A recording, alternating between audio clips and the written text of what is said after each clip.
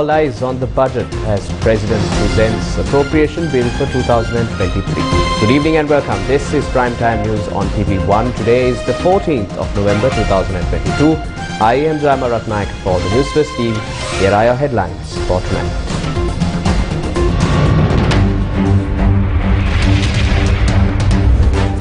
President presents the budget with a deficit of 4,979 billion rupees. Presidential task force appointed to monitor budget proposals. A proposal to export cannabis included in the budget.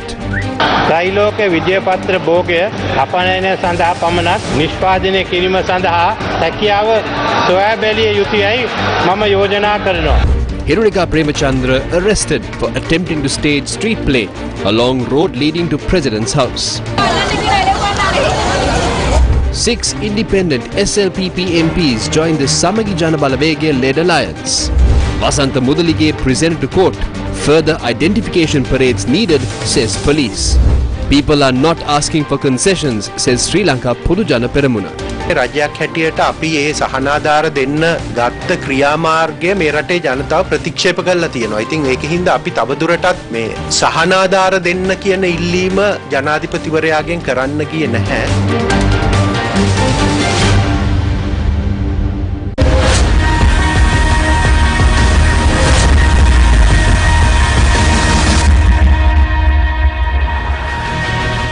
In tonight's top story, presenting the budget for 2023, President Ranil Wickremesinghe, in his capacity as the finance minister, said the budget for next year will help to build a strong, self-reliant nation without debt burdens.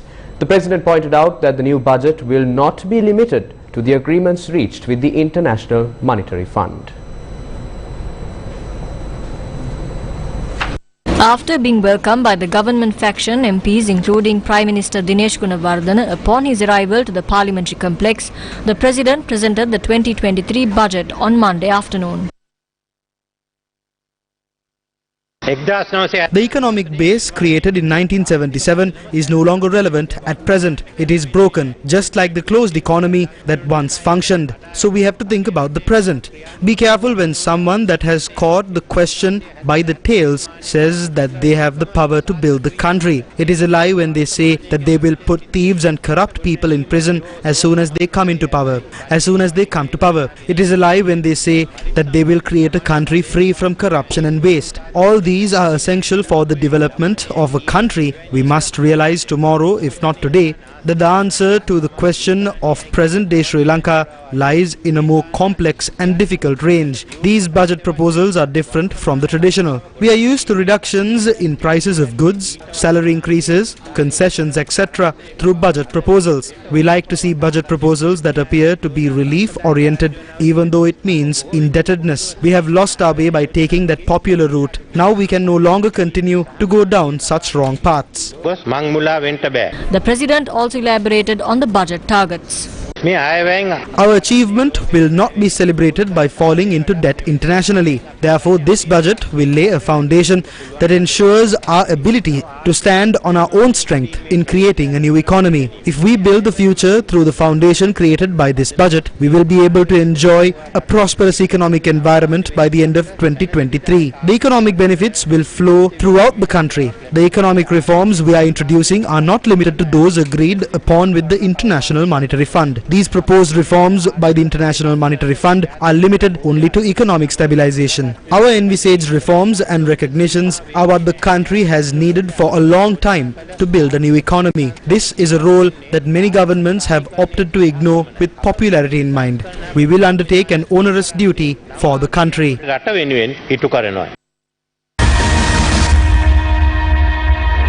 The tax amendments introduced in the interim budget will continue to remain in effect. In order to correct this position while correcting the tax cuts introduced in late 2019, the government presented revenue measures on 3 occasions, i.e. on the 30th of May 2022, the interim budget presented on the 30th of August 2022 and the Inland Revenue Bill presented in October 2022. The revenue proposals mainly included changes to the income tax and value-added tax while addressing tax policy gaps and and rationalizing tax concessions. Committed implementation of these tax reforms will help increase revenue in 2023 and beyond, enabling to move away from costly monetary financing to cover government expenditure in the future. Let's have a look at some tax proposals presented in the budget. VAT exemptions to various sectors including electricity, transport and fuel to be removed. A surcharge tax will be imposed at the point of importation on diesel, petrol and crude oil. Provisions will be introduced to improve the clarity of income tax liability on dividend during the period from 1st October 2022 to the effective date of the Inland Revenue Amendment Act 2022 by applying an income tax rate of 15% for dividend received or derived by residents during that period. The VAT amendments will be in effect from the 1st of April 2023. The new Value Added Tax Act will be introduced, consolidating the amendments introduced from the year 2002 to the year 2022. The definition Bookmaker in Betting and Gaming Levy Act will be extended to include a person who receives or negotiates bets on all types of sports events, including online betting, and a licensing mechanism will also be introduced. A tax of 2 rupees per BD stick will also be introduced. In order to promote the manufacturing industry, to remove the existing barriers to international trade, to provide the necessary incentives and facilities for local industries and projects including agriculture, the cess levy will be eliminated on a phased basis in 3 years commencing January 1st, 2023. The Ports and Airports Development Levy to phase out completely in 5 years. Here are some non-tax proposals. Establish a road maintenance fund by charging an annual fee of not less than 100 rupees per vehicle when obtaining revenue licenses. Increase the fees levied by the Department of Immigration and Immigration on passport, visa and other charges. The fee levied to make an appeal to the Tax Appeals Commission will be increased to 15,000 rupees. Here are some tax amendments related to vehicles. Vehicles which were assembled in or imported into Sri Lanka and remain unregistered as at November 12, 2021 can be registered in Sri Lanka. Any vehicle imported into Sri Lanka on or after May 22, 2020 but prior to 12th November 2021 and not removed from Sri Lanka customs due to restrictions and prohibitions can be released by subject to the payment of applicable taxes and fines. Social Security Contribution Levy will be waived only for organizations that assemble motor vehicles and add at least 25% local value and produce the required parts locally. Stop payee payments effective 1st January 2023 since such tax should not be an expenditure to the said state-owned enterprise. Remove Port and Airport Development Levy and Social Security Levy for solar panels and inverters that are used to generate solar energy. During the budget speech, the President emphasized the need to restructure several state institutions. Measures will be taken to restructure Sri Lankan Airlines, Sri Lanka Telecom, Hilton Colombo, Water's Edge and Sri Lanka Insurance Corporation along with its subsidiaries, the proceeds of which will be used to strengthen both the foreign exchange reserves of the country and the rupee. Allowances paid to beneficiaries of Samurdhi, elderly, differently abled and kidney patients' allowances will be extended for another 4 months. It will be a monthly allowance of 3,000 rupees for the coming 4 months. The 2,000 rupees doled out to citizens above the age of 70 will be increased to 3,000 rupees. Steps have been taken to reduce the allowance of 5,000 rupees doled out to citizens above the age of 100 to 2,500 rupees. The 5,000 rupee allowance given to physically challenged low-income earners and kidney patients has been reduced to 2,500 rupees. The 5,000 rupee allowance given to those who are affected by the economic crisis has been extended by a further 4 months. Following are some of the proposals regarding the state and private sectors. Steps taken to re-evaluate state sector service amounting to 1.45 million personnel. Armed Forces personnel allowed to willingly retire after 18 years of service. Steps taken to replace the outdated labour laws of the country with a single labour law that will benefit all parties. An insurance coverage to the private sector employees and allocate a certain amount from the employees' trust fund for the proposed health and insurance coverage. The possibilities of producing Triloka Vijayapatra or cannabis purely for the purpose of exports will be examined, for which an expert committee will also be established. 100 million rupees to establish a laboratory under the Excise Department to carry out tests related to alcohol products. Large portions of unutilized or unproductively used lands will be leased out on long-term basis to grow export crops. Further, a new law to facilitate the proposed agricultural land lease program will be presented. Power relating to the disposal of state lands to be moved to divisional secretaries. Amend the existing legal provisions and limit the fragmentation of coconut lands with less than 1 acre in extent. Allocate 2,000 million rupees in the year 2023 to reconstruct roads damaged by floods. 500 million rupees to further strengthen the existing nutrition supplemental programs. 50 million rupees in 2023 to the National Youth Services Council to train youth for foreign employment opportunities. A new medical faculty under the Uwavellassa University. A separate institution to study history of Sri Lanka. Upgrade the Badulla, Kurunagala and Polonnaruwa hospitals to the level of teaching hospitals. Re-implement the paying wards system at government hospitals. Provide solar panels to religious places of worship with the assistance of foreign sources and the government. Presidential Commission on Taxation for Managing Government Revenue. Appointment of task force to monitor budget implementation. Let's make the best use of that space and join together to create a better future for our true national resource, our youth. Accordingly, I request all of you to proactively contribute to the effort of revitalizing the country through the new economic foundation.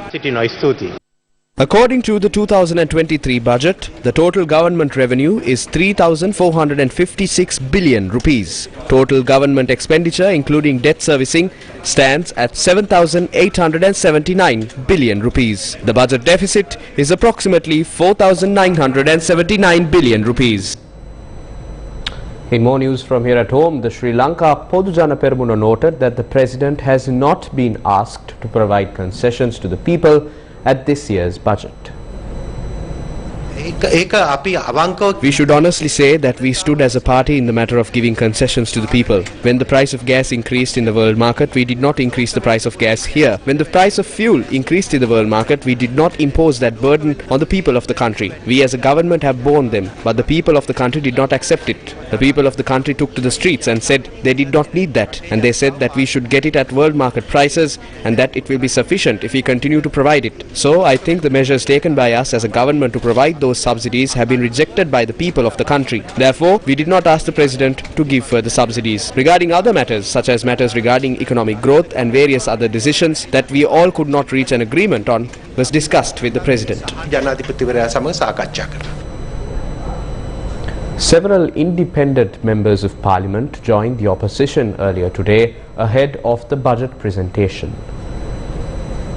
6 members of parliament who contested from the Sri Lanka Podujana Peramuna and became independent in parliament met opposition leader Sajith Premadasa earlier today and joined the Samagi Jana Sandhanaya. As per an announcement made by the opposition leaders'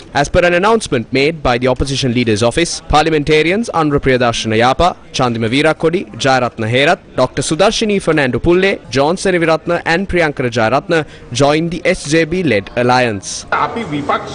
As an opposition team, we agreed to work with them, but it does not mean that we join their party by taking membership of the Samagi Jana Balawegaya. We will work as an independent group and work together with the opposition. After the budget presentation, MPs from both sides joined the president in the traditional post-budget tea party in parliament.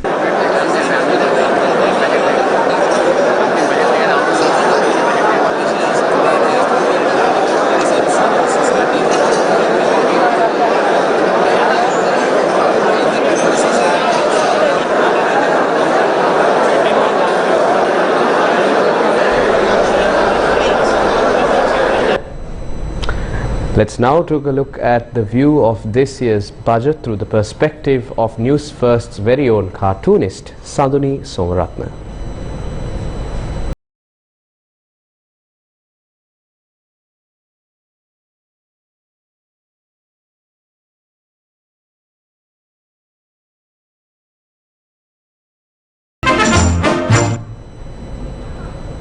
More news follows after the short commercial break. Stay tuned. News First, main sponsor. 25% for 2 months, 25.5% for 4 months. Valuable FD. Angka 1 රටේ ආරක්ෂිත ඉටිගිනි පෙට්ටිය. සූර්යා ගිනි පෙට්ටි. අලිවන් සතුටින් ඉන්නේ wiring කරලා. Wiring kirwe is non-polycon yodala. For your safety and the protection of the wires used in networking and AC wiring, Eslon Polycon cable trunking.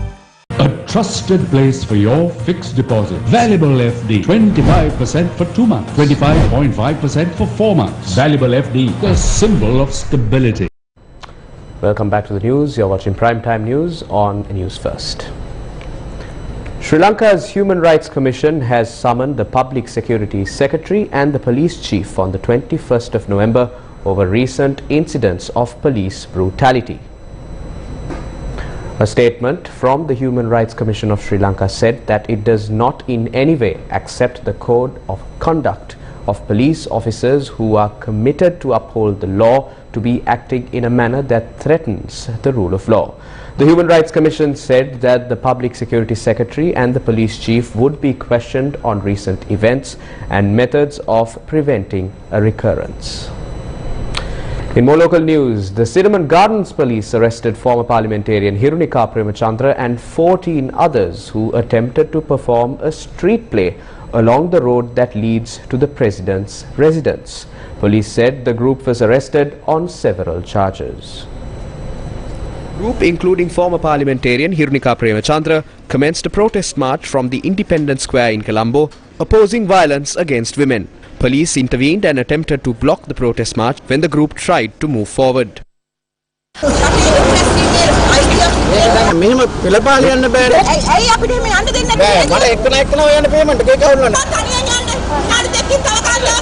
The group marched to the United Nations office in Colombo while the police continued to obstruct the march and urged the group to walk in a single file along the pavement.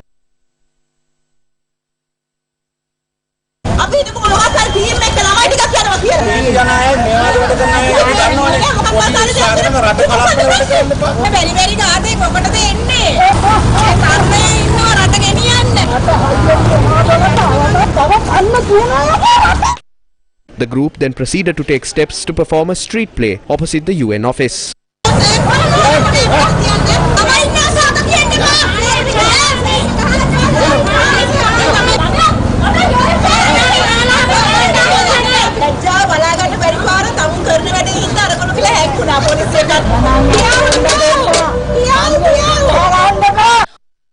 Thereafter, the group headed towards the president's residence, while police took steps to obstruct the march by setting up roadblocks at the Mahagamasekara Mawatha. The group then performed the street play once more. A heated situation arose once again when police attempted to arrest several individuals from the group.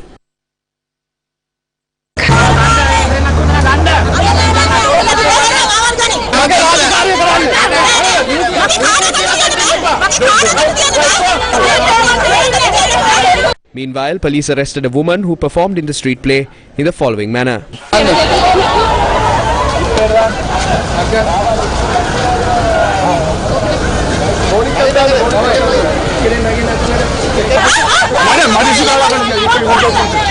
The group, including the former parliamentarian, ran towards the Cinnamon Gardens police when they found out that one of them was arrested.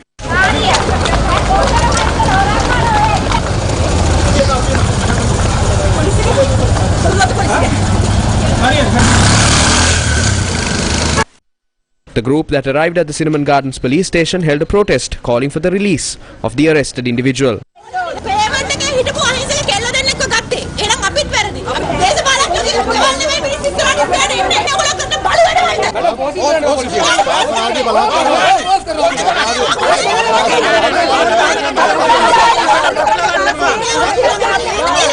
Police then took steps to arrest Hirunika Premachandra and several others.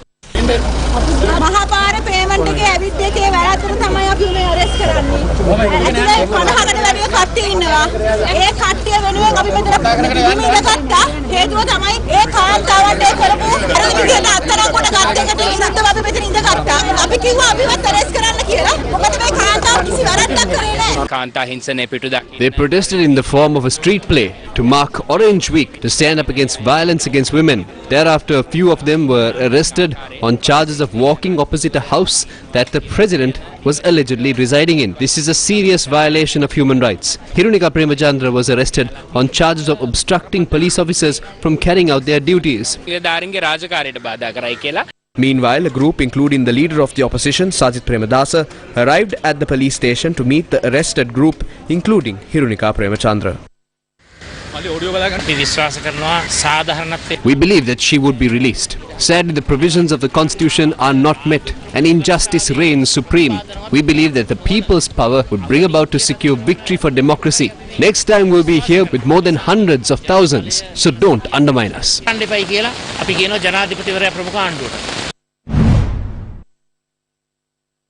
Priyanti Fernando and Nirosha Daniel, who staged the protest march over the weekend, filed a complaint with the Human Rights Commission. We started the march from Kalutara on behalf of our very own Vasantha and Venerable Siridhamma Thero, who took to the streets to speak up for us and for the country. From the moment the march started, the threats from the police gave us psychological stress and we lost our freedom of speech and freedom of expression, the freedom of coming to the street. We couldn't imagine what this was all about. We started the march from Moratua after we were arrested by the Panadura police. I think officers from about 6 police stations came to obstruct us. Police officers from Behiwala, Mount Lavinia, Ratmalana, Angulana came and obstructed us. I don't think we did anything wrong. No one has the right to decide the mode of their protest or the system they use to express their dissent. The OIC cannot decide on that. The OIC comes and tells us that we should travel by bus. How can there be a protest when travelling by bus? That journey has to be done on foot. So they somehow prevented this protest march. Obviously, that right given to us by the constitution is being censored. So we are asking, if the situation is such that a man cannot walk and protest in Sri Lanka today, then our request is that the Sri Lanka Human Rights Commission should take this matter into consideration.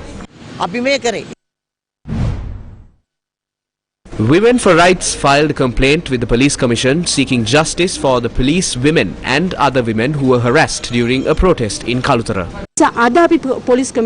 We came to the Police Commission today to highly condemn the actions of the police officers, including the Panadura station chief, immediately arrest the officials involved in this incident and dismiss them from office. And justice should also be done to the women involved in this incident.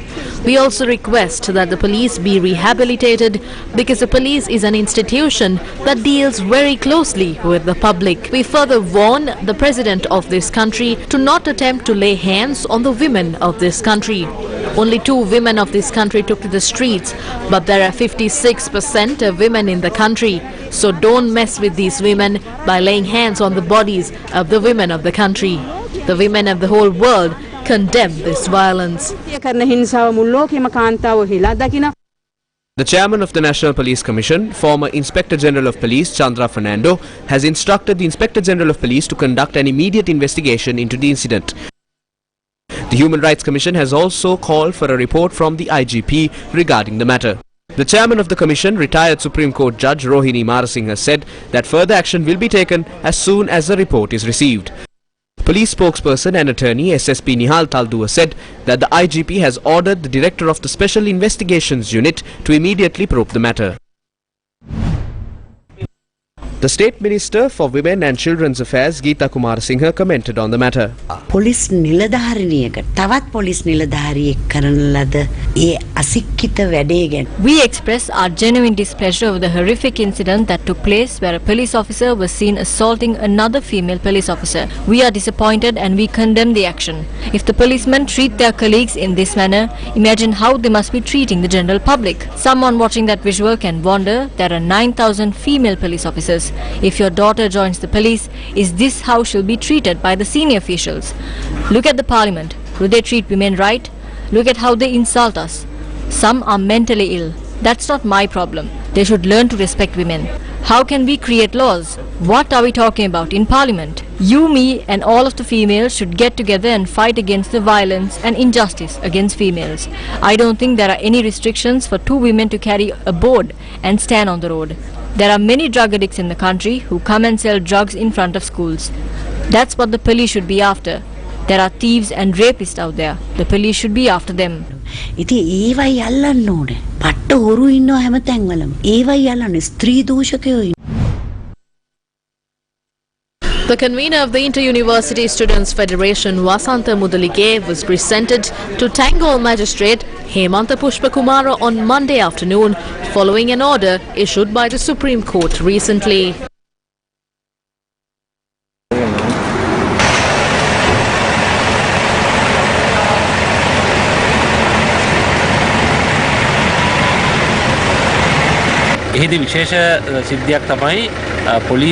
He was presented by the police TID concealing his identity.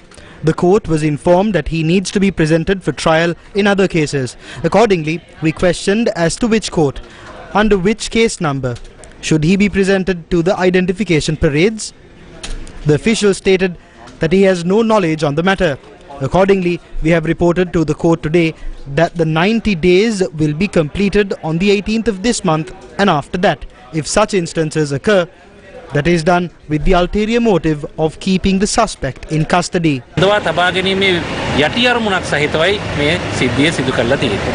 case will be taken up on the 18th of this month. Colombo Chief Magistrate Nandanamra Singha ordered the release of the convener of the Joint Trade Union Alliance, Anand Palita, from the charges of inciting public anger against the government. Case was filed based on his statement to the media that there may be a shortage of fuel in the country. The Chief Magistrate made the order based on the submissions made by the Attorney General that there was insufficient evidence to file a case against Anand Palita. Journalist Taridu Jayawardena was summoned to the Criminal Investigations Department to record a statement relating to a social media post on his account on a protest held at Golface on the 9th of October.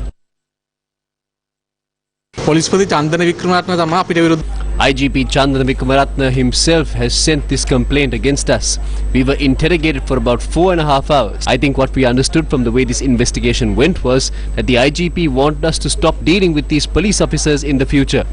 There are officers doing something wrong. They're beating citizens. Instead of taking action against them, he's interrogating us. We have filed a complaint against this with him, yet they carry out investigations against us. These are done seeking revenge because there is hatred against us. Heavy rainfall was experienced in Colombo and several parts of the island today. However, we will bring you more news on this story after this short commercial break. Ivan සතුටින් ඉන්නේ wiring කරලා wiring කිරුවේ Eslon Polycon යොදලා. For your safety and the protection of the wires used in networking and AC wiring, Eslon Polycon cable trunking. Welcome back to the news. The launch of the Global Entrepreneurship Week hosted by the Information and Communication Technology Agency of Sri Lanka, or ICTA, was held earlier today in Colombo. Entrepreneur who through innovation will build products and services and will expand the export basket of a country and bring in export revenue, something that we dire need in this country right now. It's also an entrepreneur who will look at problems in society, problems for citizens, and build a solution to drive social impact. The idea that launched GEW and subsequently the GEN was simple: to create a platform of projects and programs that make it easier for anyone, anywhere to start and scale a business.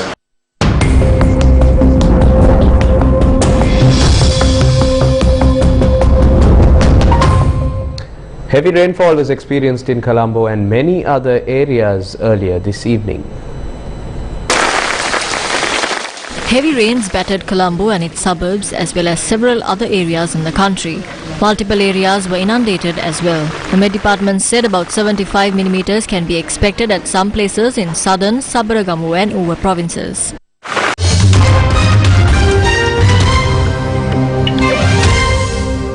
A court in Iran has issued the first death sentence to a person arrested for taking part in the protests that have engulfed the country. State media said a revolutionary court in Tehran found the defendant, who was not named, had set fire to a government facility and was guilty of enmity against God. Protest against Iran's cleric establishment erupted 2 months ago after the death in custody of a 22-year-old Mahsa Amni, who was detained by morality police for allegedly breaking the strict hijab rules. And with that, it's a wrap of primetime news for tonight. For the Newsfirst team, I'm Jama Ratnaikar. Do remember to take care, stay safe, and have yourself a good night.